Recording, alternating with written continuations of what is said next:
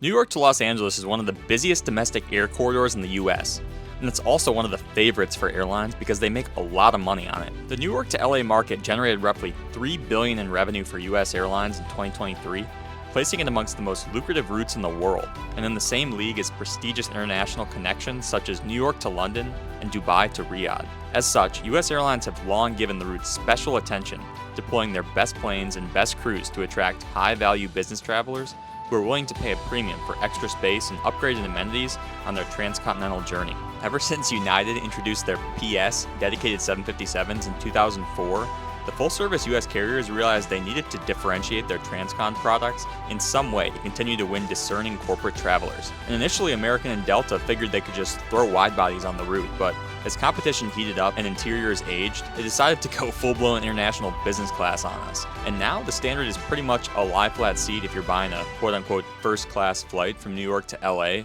on a US legacy carrier. That leads us to our adventure for today, a 6-hour flight on American's A321T, a plane that only flies domestic transcontinental flights between New York, Boston, LA, and San Francisco. It's fitted out with just 102 seats, almost 50% fewer than American's regular A321s, which also fly transcontinental routes such as Philadelphia to LA and Charlotte to LA. It was once a very special plane, and I think it still is, although I do concede they're getting pretty beat up. American basically stopped taking care of the interiors because pretty soon these T models will be stripped of their lie-flat seats, seatback screens, and espresso machines, and converted into the infamous Oasis versions with only 2 cabins and 190 seats.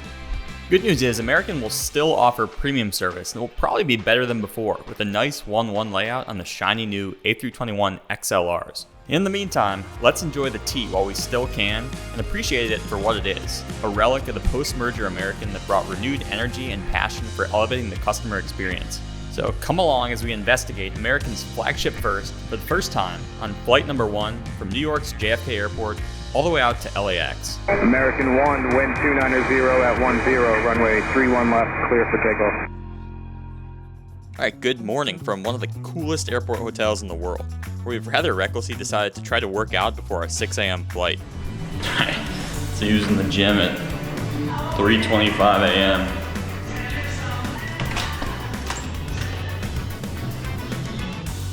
And wouldn't you know, there was actually some dude hauling it on the treadmill. Respect. There were also a couple of what appeared to be JFK airport workers pumping some iron before their shift. Also, mad respect. I personally managed about 10 minutes of running, some push-ups, and a couple dozen air squats before I threw in the towel. All right, good morning. It's 4:16. We are out of here. Very, very short stay at the TWA, a lot shorter than I would have liked, but we are headed on to bigger, more exciting things today. Going out to visit my brother in Seattle. Could have just done Orlando to Seattle, but that would have been far too logical. So found a good deal on American's flagship service, transcontinental, before they get rid of it. See what all the hype is all about. Admittedly, it's not going to be as fresh as it once was. I think they've cut back on that route considerably, but good news is you can find good deals on it these days, and the seats are still pretty solid, so looking forward to it.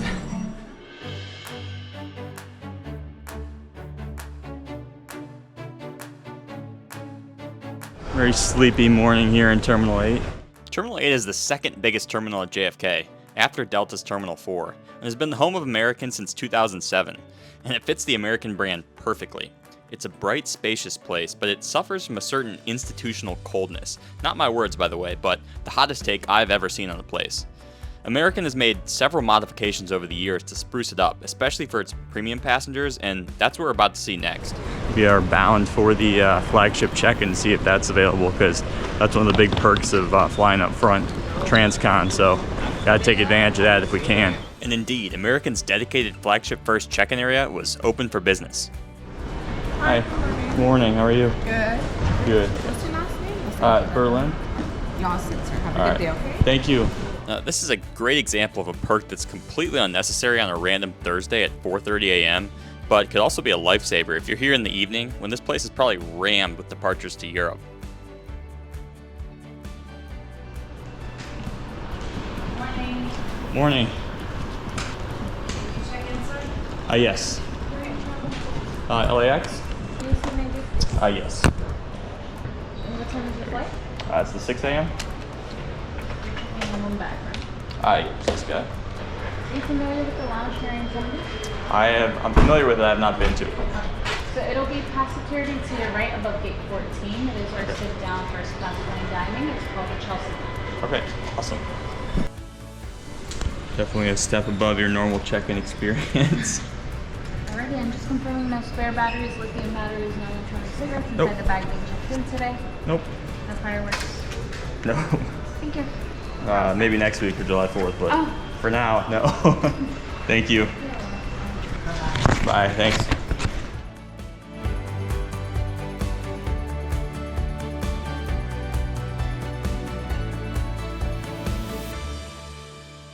All right, security done, super easy. Couldn't have been more than 2 or 3 minutes. So the Flagship First benefit was not really necessary at 4:45 a.m. on a Thursday, but still kind of cool to check it out nonetheless. As promised, the entrance to the Chelsea and Soho lounges were right after security and quite easy to find. These are the joint American-British Airways first class lounges and were just opened a little over a year ago. If you're Flagship Business or One World Sapphire, you get access to the Greenwich Lounge, which is right across the way in the former AA Flagship Lounge space. Morning. Hi, how are you? Good, how are you doing? Good. Just got a boarding pass or? Yes, please. Enjoy your visit. 5:30 boarding. Welcome in.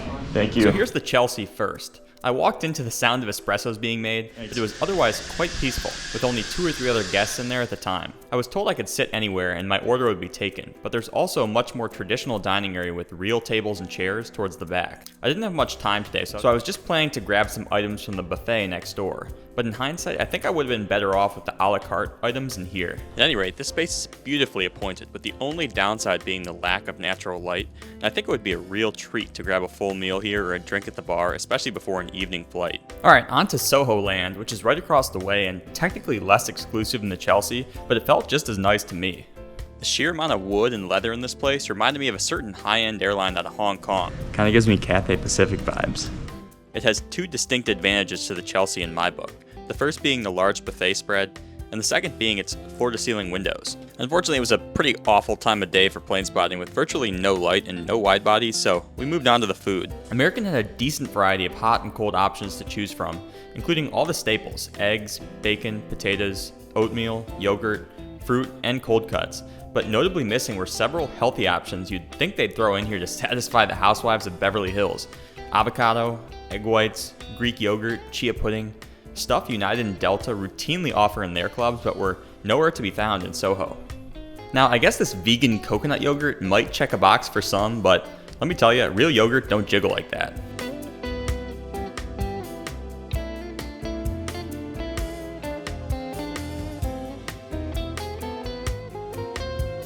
Drink-wise, there were more options than I could count. Canned water, still and sparkling, sodas, teas, coffees, brewskis, and more. I tried both the still and sparkling water.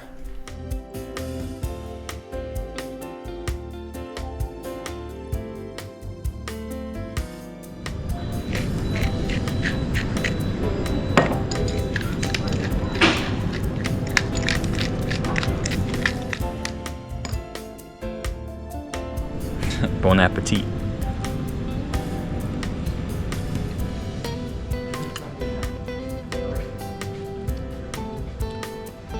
Food kind of tastes like it's been sitting out overnight. And look, I'm typically not one to complain about food. I mean, if you've seen any of my recent videos, you know that the basic plate of chicken, veggies, and rice will put a smile on my face. But I also acknowledge most of the people who are in this lounge have more sophisticated palates and higher expectations. So just a PSA, the scrambled eggs were cold, the sausage was rubbery, and the muffins looked like the Otis Spunkemeyer ones you'd find in a gas station. The cold items were fresh though, including the smoked salmon and fruit, so credit where credit is due and props to American there. Thank you. All right, solid visit to the Chelsea and Soho. Definitely beautiful lounges. I think they're really well appointed. However, the food selection is kind of mixed. If I were you and I was traveling in Flagship First, I'd probably go Soho, sit down, and order from that menu. The buffet was so-so on the Soho. All right, I think you guys get the picture. It's coming up on 5:30 and boarding is about to begin over at gate 45, which is in the satellite concourse, about a 10-minute walk via underground walkway. By the time I got there, they were already on Zone 3, and I think I technically could have cut the line as part of Zone 1, but I didn't want to be that guy, so I just chilled out with the Zone 3 crowd.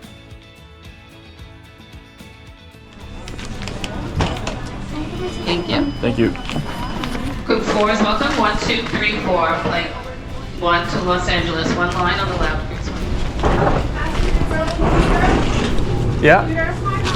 Hey, good, how are you? I thought I was in trouble or something, but turns out the seatback screen in 1 Alpha was broken, so they proactively moved me to 4 Alpha. Okay, no, I appreciate it. Thanks for the heads up. So it sounds like the monitor in 1A is not working, so they caught me. All right, well, crisis averted. Just a few more steps and we'll be on board November 107 November, a 10-year-old Airbus A321 originally delivered to American in 2014.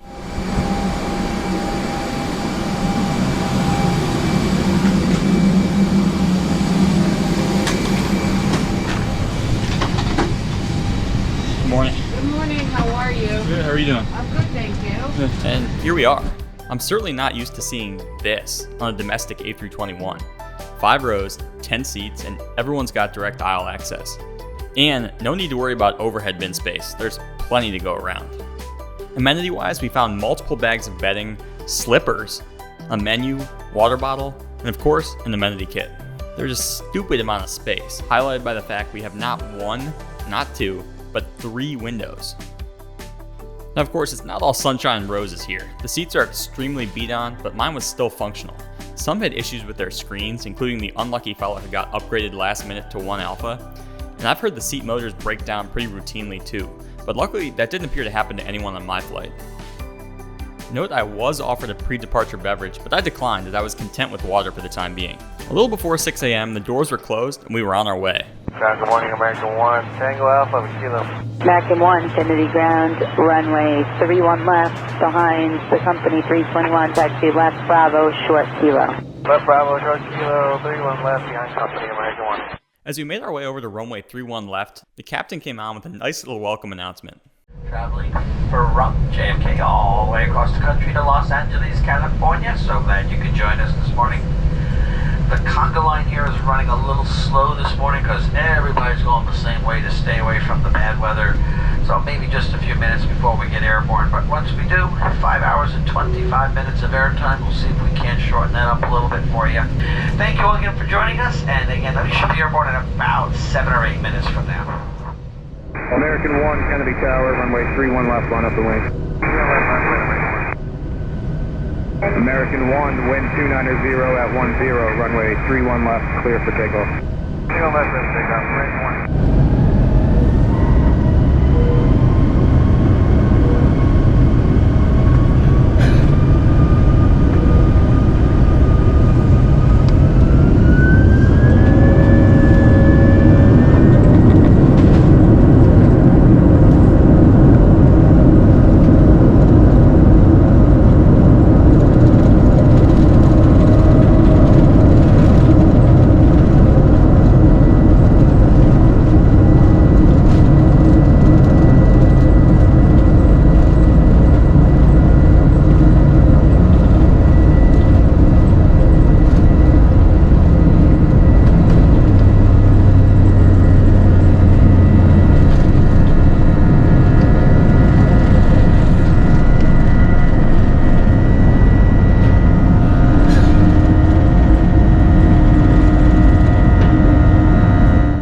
American 1, Ranger transition, contact New York departure.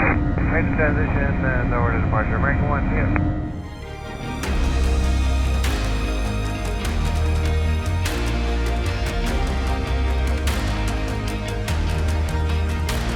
you. You guys already know, it's always a good day above the clouds. And views like this remind me what a true privilege it is to be able to fly. And for those of you who can't for whatever reason, whether it's cost, physical limitations, or otherwise, I hope these videos enable you to experience the miracle of flight through your phone, tablet, or TV screen. Anyways, back on board, it's time to get the first meal service kicked off. Miss Freeland, how are you? Good, how are you doing? Start you off with a drink. Can I just do a sparkling water, please, or a seltzer, whatever you guys have? Sparkling, do you want lemon, lime, ice? And just none of the above. That's fine. Just the glass is fine. Sure. And what about for breakfast? Let's see. Do you have everything left still? I have everything. Okay. Can I do the American breakfast? I also inquired about possibly trying the steel-cut oats if they had any extra, and although they did not, the flight attendant wasn't going to let me leave without getting some sort of oatmeal. Oh, you know what I can do? They have the cold oatmeal in the back. I can always heat it up. You know what? That sounds amazing. All right, I'll do that. That's awesome. Thank you. Crafty solution. I love it. And the service, of course, kicked off with a hot towel, Thank you. You're welcome. followed by the tablecloth, and the sparkling water with no ice as requested. Thank I didn't you. want to bring it out with all that pumping going on. I just see it splashing all over. Oh no, you're good. Thank you. The starter was listed as a seasonal fruit plate, and here's what we got. And course number 1 has arrived. It's like a half mango. It looks fresh. We'll see how it tastes. It's a really good mango.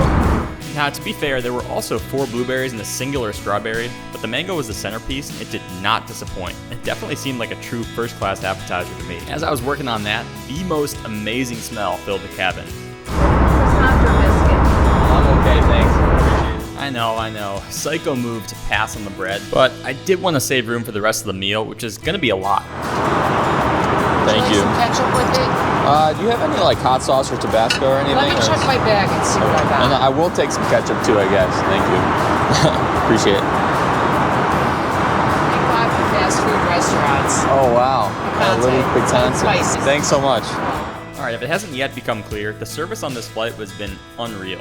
The crew member working first class did everything she could to ensure passengers were cared for. From the exec platinum sitting next to me, to the young woman in row 5 who was flying for the very first time.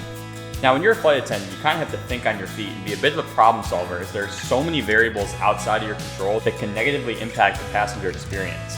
Delays, cancellations, screaming babies, broken seats, catering issues, and even if it's not your fault, you pretty much have to take the heat for it. Now, luckily this flight was on time and fairly incident-free, but she did have to deal with my high-maintenance meal requests, including the extra entree and hot sauce. And I feel like most flight attendants would have just said, no, you're shit out of luck, but this one did her best to find a creative solution. And for that, I was grateful. All right, let's check out the main course here. Definitely not gonna win any awards in terms of presentation, but it actually was tasty, and the bacon was crispy. The only thing we're missing here is some Greek yogurt, and I knew they weren't gonna serve that, so I brought my own.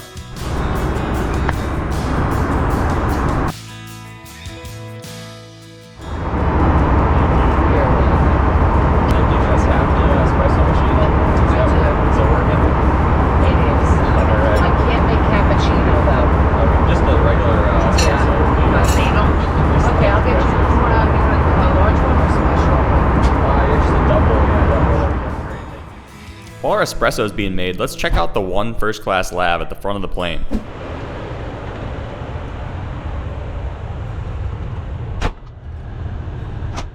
It was a pretty standard size, but had several modest cosmetic upgrades over the other labs, including a motion-activated sink, built-in soap dispenser, and a darker countertop, which I guess is supposed to make it feel more upscale. But it was fairly clean, well-stocked with the basics, and nothing was broken. Impressed by the cleanliness. Although, to be fair, I think most people have been sleeping the entire flight, so it hasn't got much use. When I got back to 4 Alpha, the sun was shining, and the caffeine was inbound. I wanted to ask you if you wanted anything with it. Just black, unless you have like sweet milk or something. We're the yellow stuff, whatever that is. I may have sweet milk in my bag. I'm a stickler for sweet milk. If I don't have it, I'll take this one down. No, I'm telling you, I know people that are like that. It's like, I don't like anything but With about 3 hours left to go, somewhere over Arkansas, it was time to pop open the laptop and check out the Wi-Fi situation. Now, this is one area American just hasn't seemed to have gotten the memo yet. Delta and JetBlue offer free Wi-Fi to everyone, and United offers it at a fairly reasonable $8, but American still charges $20 for an hour and $29 for the entire flight. However, American's Viasat system is pretty reliable, so I forked over the $29 and didn't regret it. Oh, and I forgot to mention, the flight attendant did not forget about my oatmeal. This fresh and fit box was delivered around mid-flight, and it was quite good. So I grazed on that for a bit, and then it was time to see what the bed was like. These seats convert into 82-inch beds, which should be plenty of room for 95% of the population. The footwell is nice and wide, but it was surprisingly short, so if you're a side sleeper, you might actually have trouble here. You certainly won't get cold though. The pillow and blanket selection is immense. No bed bugs, that appears to be good.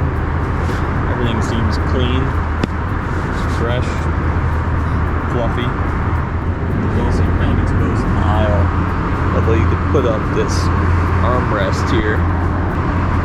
It's not like anyone's gonna be peeking in for the most part. Otherwise, this pillow is nice. You get used to this. But rest is for the weak, so we returned to the vertical position and ordered a tea. Because, come on, let's face it, tea on the T, there's nothing like it. This thing popped up on my screen. I realized I hadn't tried the headphones yet, so let's give those a go. They're gonna be collecting these bad boys in 30 minutes. We haven't tested them out yet, so let's give them a try. I mean, it's hard to go wrong with these, unless they're just completely broken. I know it's gonna be a good quality pair of headphones. And they were great, as expected. This is definitely one thing American hasn't skimped on. The only real downside is that they're collected 30 minutes before landing, so you don't really have gate-to-gate access. But I feel like most people have their own headphones nowadays, and some newer IFEs even have Bluetooth audio, so it's not as relevant of an amenity as it used to be. Anyhow, we were well into California territory at this point, and soon it was time to begin our descent and straightened approach to runway 25 left. Parking at gate 41. Looks like we're going to be about 20 minutes earlier, so we'll see you on the ground there in LA. Thanks so much for choosing to fly with American Airlines.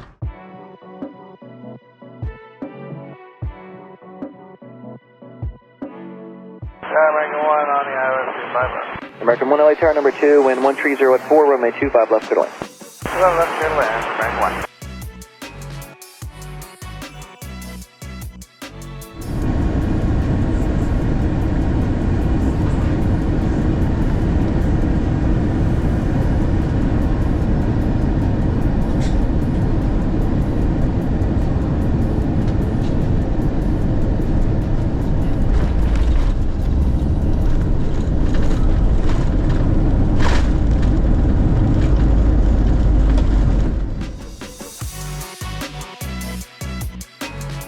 American 1, turn right here at Hotel 8 if you got this one, this 90 here.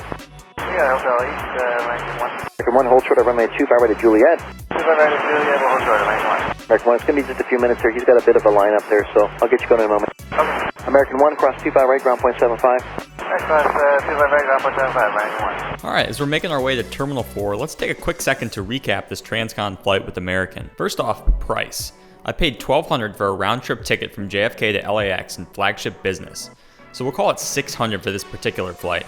Then $250 to upgrade to first class on the day of departure. So all in, $850, which I consider to be a pretty good deal, given these tickets typically go for $1,200 minimum each direction. Yes, the seats have seen better days, but the fact remains they're some of the most exclusive feeling seats in the domestic skies, especially if you're a solo traveler. That, combined with the ground experience, notably the beautiful Chelsea and Soho lounges, makes a $250 upgrade well worth it in my opinion. Now, the service with American is highly unpredictable. The staff in the lounges were a mixed bag, but the service on board was excellent. Some of the best I've had in years. The catering was a little curious, but it did feel like it was a step above your normal business class fare. And the espresso on board certainly didn't hurt. So should you book Flagship First? I'd say yes, as long as the price is right and you're setting your expectations properly. This is more of a business plus product and sometimes just a business product if you don't luck out on the service and or catering front. American seems like they're in a bit of a transition phase from a product standpoint, but if all goes well, we should see more consistency when the A321 XLRs take over, with a very private looking 1-1 layout throughout the entire business class cabin.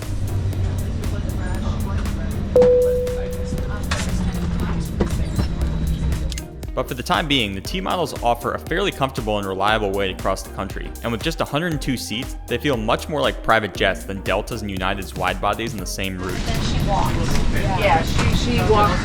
Alright, thank you so much. Yeah, have a great one. Take care, sir. Thank you, take care.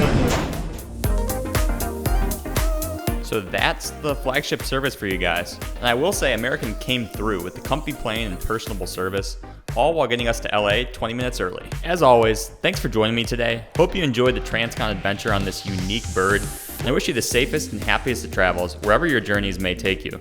So long from LA.